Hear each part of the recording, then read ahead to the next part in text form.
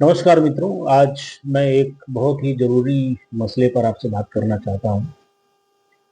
अभी आपने देखा होगा कि भारत, पाकिस्तान और बांग्लादेश के मुस्लिम इज़राइल को सबक सिखाने के लिए पेप्सी, कोला, फैंटा, मैकडॉनल्ड्स, बाटा, बर्गर किंग जैसे तमाम रेस्टोरेंट और ब्रांड पर हमला कर रहे हैं। पाकिस्तान में तो 40 से ज़्यादा जगहों पर भीषण हमले हुए और इन मूर्खों की भीड़ ने यह भी नहीं सोचा कि कोई पाकिस्तानी व्यक्ति ही उसकी फ्रेंचाइजी लेकर बैठा हुआ है और कोई पाकिस्तानी नवयुवक ही पाकिस्तान जैसे देश में जहां रोजगार धंधे नहीं है वहां पर वह डिलीवरी करके 4 पैसे कमाकर अपने परिवार की पेट पाल रहा है। 4 जगहों पर उन्होंने आगजनी की जिसमें पाकिस्तानी युवकों की जितनी भी डिलीवरी बाइक थी वो सारी बाइक जल गई। इसके अलावा वीडियो सामने आ रहे हैं, मौलाना लोग रेस्टोरेंट में जा रहे हैं, पेप्सी कोला बहा रहे हैं, जो लोग वहां बैठे हैं उनको भगा रहे हैं। अब समझ में नहीं आता कि इससे इजराइल का क्या नुकसान होगा। और ये ब्रांड एक्चुअली इजराइल का नहीं है। अब अगर ये मानते हैं कि ये ब्रांड यहूदियों के हैं तो इससे यहूदियों को सबक सिखाएंगे, तो भाई ट्विटर यहूदी का है, फेसबुक यहूदी का है, तो तुम सबसे पहले ट्विटर और फेसबुक छोड़ दो। तुम जिस विमान में बैठते हो, चाहे वह एयरबस हो या बोइंग हो, उनके 90% शेयर होल्डर्स कौन है देख लो, सब यहूदी हैं। पूरे वर्ल्ड में प्लेन के इंजन 2 कंपनी बनाती है, या तो जनरल इलेक्ट्रिक या फिर रॉल्स रॉयस। उसमें कौन है वो देख लो। तुमने दिया क्या है यार इस दुनिया को? सब कुछ तो तुम यहूदियों, ईसाइयों और हिंदुओं पर निर्भर हो। और यहाँ भारत में भी ये लोग करने की कोशिश में थे, लेकिन भारत में कानून का राज है, इसीलिए ये लोग बस थोड़ा बहुत अपना पोस्टर लगाकर उसी से कर्तव्य पूरा कर लेते हैं। लेकिन ये कोका कोला की 10 बोतल, 1000 बोतल पानी में गटर में डालकर क्या ये इजराइल को बर्बाद कर देंगे? गजब की इनकी सोच है। असल में बंटवारे से पहले ही मुसलमान मौलवियों की यही सोच थी कि अपने समुदाय को, अपने कौम को कोई न कोई चूरन देते रहो। कभी इन्होंने एक चूरन बेचा कि हमारा अपना एक मुल्क होगा, कलमा की बुनियाद पर बनेगा, ला इलाहा इल्लल्लाह की बुनियाद पर बनेगा। खैर, नेहरू और गांधी की वजह से वह मुल्क बन भी गया। कभी ये सपने दिखाते थे कि ये मुल्क में ये होगा, रियासत मदीना होगा।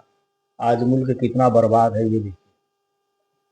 फिर ऐसे में अब एक अनगाइडेड मिसाइल की तरह हजारों लोगों की भीड़ है, तो इनको अब उस भीड़ के लिए कुछ न कुछ ऐसा एक काम दे देना है ताकि भीड़ इनसे, अपने हुक्मरानों से रोजगार पर या दूसरे मसलों पर सवाल ना कर सके।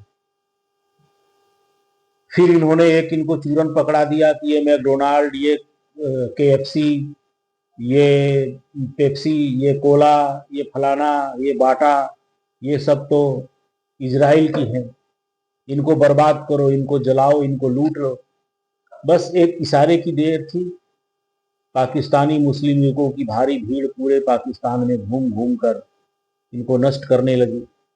फिर जब ये सब पाकिस्तान में हुआ तो फिर बांग्लादेश क्यों पीछे रहे? उसके बाद बांग्लादेश में बड़े पैमाने पर लूटमार हुई। और इसमें ज़्यादातर मकसद क्या होता है? सामान को लूट लेना। ये शुरू से कबायली रहे हैं, लूट मार, यही सब। तो इन्होंने बांग्लादेश में बाटा के शोरूम जगह जगह लूट लिए, पेप्सी की दुकानें लूट ली, बर्गर किंग वगैरह के लूट लिए। अब इसराइल आज सुबह फिर बमबारी किया। और एक बहुत महत्वपूर्ण बात मैं आपको बताऊं, फिलिस्तीनियों का सबसे ज्यादा नरसंहार किस देश ने किया? आप ये जानकर आश्चर्यचकित हो जाएंगे कि पाकिस्तान ने किया।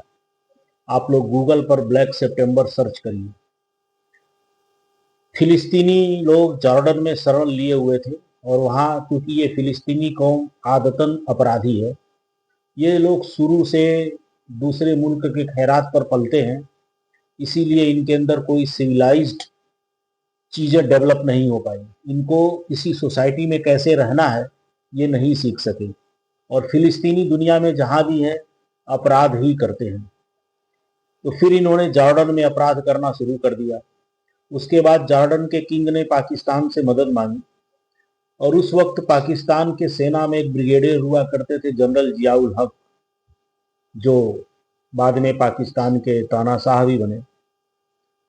उन्होंने जॉर्डन में फिलिस्तीनियों पर बमबारी करवाई, फिलिस्तीनी महिलाओं का बलात्कार हुआ, और वह सितंबर का महीना था, और सिर्फ 8 दिनों में 8,000 से ज्यादा यानी प्रतिदिन 1,000 फिलिस्तीनियों का नरसंहार हुआ था।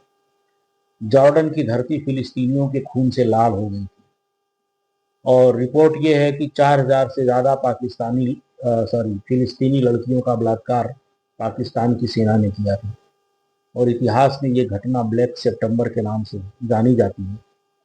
और प्रतिवर्ष फिलिस्तीनी सितंबर महीने में उस घटना को याद करके शोक मनाते हैं, और आज वही पाकिस्तान फिलिस्तीन का हिमायत बना बैठा है, जबकि सच्चाई ये है कि पाकिस्तान का सबसे बड़ा ईमान सिर्फ पैसा है, और पाकिस्तानियों के लिए कोई भी चीज़ महत्वपूर्ण नहीं है।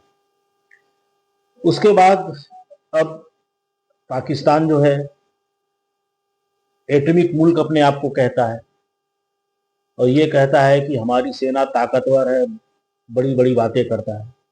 तो भाई तुमको अगर इजराइल को सबक सिखाना है तो कोका कोला की चंद बोतल गटर में गिराकर या मैकडोनाल्ड को फूंक कर तुम इजराइल को क्या सबक सिखा सकते हो? हिम्मत है तो इजराइल पर बमबारी करो। तुम्हारी एटमी हथियार किस काम के? सच्चाई ये है कि तुम कायर लोग हो, तुम कुछ नहीं कर सकते, तुम सिर्फ अपनी कौम को एक चूरन बेच रहे हो, वही इस्लाम का चूरन जो तुम लोग 1947 से अपनी कौम को बेच रहे हो और आगे भी बेचते रहोगे।